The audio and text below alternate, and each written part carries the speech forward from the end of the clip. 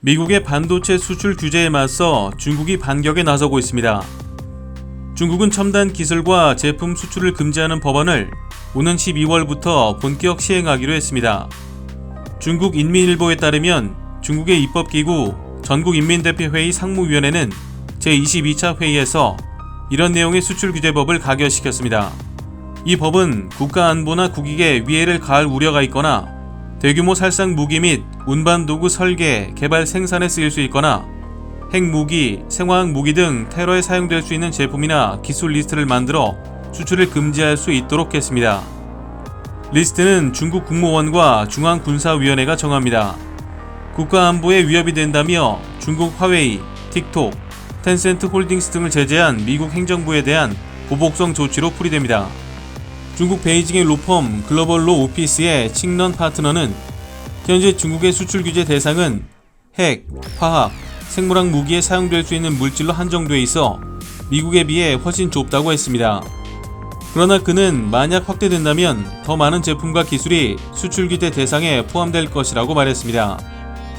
특히 중국 정부가 내건 수출 규제 첫 번째 요건인 국가 안보나 국익에 위해를 가할 우려가 있는 제품이나 기업이라는 개념은 너무 포괄적이어서 특정 사안에 대한 중국 정부의 주관적 판단이 개입될 여지가 매우 큽니다.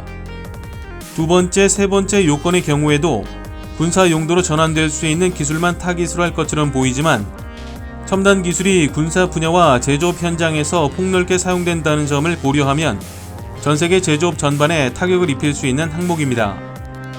또한 법의 수출 규제를 남용해 중국의 국가 안전과 이익을 해친 국가와 지역에 대해서는 상호 조치를 할 수 있다는 내용도 담겨 미국 정부의 눈에는 눈, 이에는 이 전략으로 보복할 수 있게 됐습니다.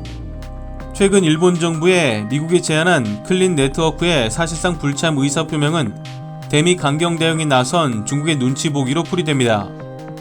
지난 16일 요미우리는 복수의 일본 정부 관계자를 인용해 일본 외무상이 6일 마이크 폼페이오 미 국무장관과의 회담에서 특정 국가를 배제하는 틀엔 참여할 수 없으며 계획이 수정되면 재검토하겠다는 뜻을 전달했다고 전했습니다. 일본 정부는 이미 5세대 사업에서 화웨이를 사실상 배제한 상태입니다. 다만 5G 이외에 다른 분야로 확대하는 방안에 대해서는 중국과의 갈등을 우려해 보류 입장을 전했고 안보상 우려가 확실한 경우 미국과 협력해 대처하겠다는 의사를 밝혔습니다. 오는 11월 3일 미국 대선에서 누가 당선되느냐에 따라 미 행정부의 대중 전략이 달라질 수 있다는 판단도 영향을 미친 것으로 보입니다.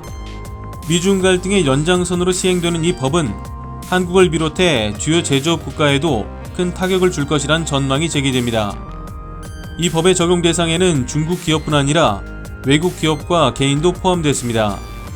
중간재나 완제품을 해외로 수출하는 제3국 기업도 포함돼 중국 현지에 진출한 한국 업체들이나 개인들도 직접적인 타격을 받을 수 있어 보입니다. 이상 광화문 비즈통신이었습니다.